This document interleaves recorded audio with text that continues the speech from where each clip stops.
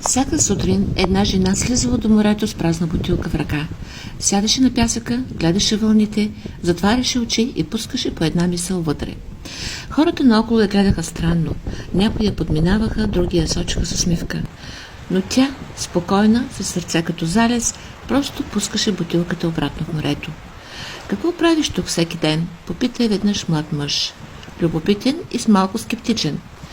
„Пускам мечтите си да плуват“, каза тя, „защото вярвам, че когато спреш да ги заключваш в себе си, те намират път към сбъдване.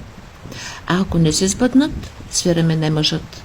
Тогава ще знам, че съм ги изрекла и ще бъда свободна от страха да не ги изрека никога.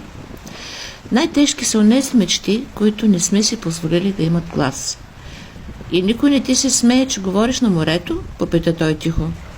Тя се усмихна и каза: „Морето ме слуша, а когато морето ти слуша, животът започва да отговаря.“ От тогава, всяка сутрин до нейната бутилка имаше и друга, и още една. Защото смелостта да мечтаеш е като прилив, започва от един човек и стига до всички.